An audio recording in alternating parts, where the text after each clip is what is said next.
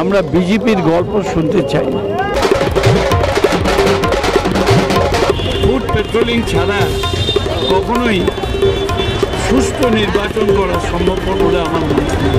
1 June তথা সপ্তম দফা কলকাতা উত্তরের লোকসভা কেন্দ্রে লোকসভা নির্বাচন আর হাতে গোনা কয়েকদিনের অপেক্ষা। এই পরিস্থিতিতে রবিবাসরীয় প্রচারে নামলেন উত্তর কলকাতার বাম কংগ্রেস জোট প্রার্থী প্রদীপ ভট্টাচার্য।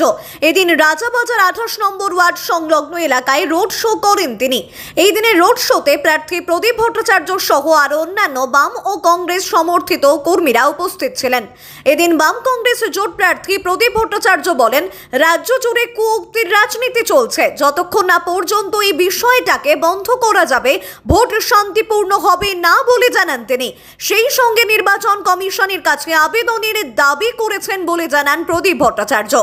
কোথাও কোথাও হাঙ্গামা হচ্ছে, ঝামেলা পাকাবার চেষ্টা হচ্ছে, কিন্তু আমি যেটা দেখছি সেটা হচ্ছে সেন্ট্রাল রিজার্ভ ফোর্সে যে ভূমিকাটা পালন করা উচিত বুথ এবং সারাউন্ডিংস এরিয়া, সেটা হচ্ছে না। যার ফলে বুথের আশেপাশে জটলা হচ্ছে, যারা জেনুইন ভোটার ভোট দিতে আসছে তাদের ভয় দেখানো হচ্ছে।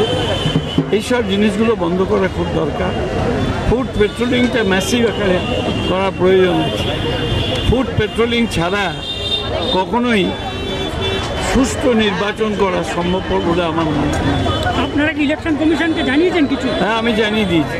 ফুড পেট্রোলিং করার জন্য বলেছি, তারপরে এই আইডি কার্ড ছাড়া যেন কেউ না ঢোকে, তারপরে রাস্তায় জটলা করা বন্ধ করা, এই সব বলে দিয়েছি। আগেরবারও এসেছিলেন, বিধানসভা নির্বাচনের সময় উনি বহুবার এসেছিলেন। ওনার এটা একটা হ্যাবিটই হচ্ছে, এই গভর্নমেন্টের টাকা পার্টি খরচা নেই, সবটাই ভারত সরকার পোষণ করে। প্লেনের খরচা, থাকার খরচা, সব কিছুই।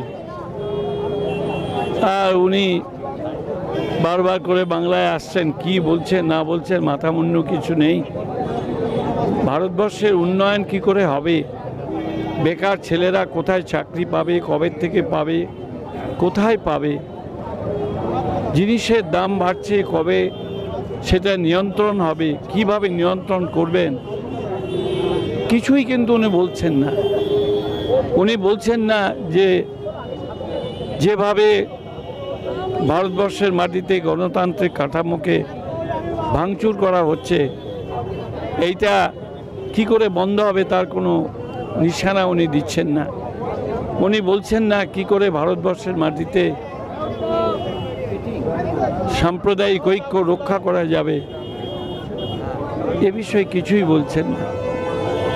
সুতরাং ওনার বক্তৃতাটা একঘেয়ে বক্তৃতা, একেবারে সংকীর্ণ রাজনীতির বক্তৃতা।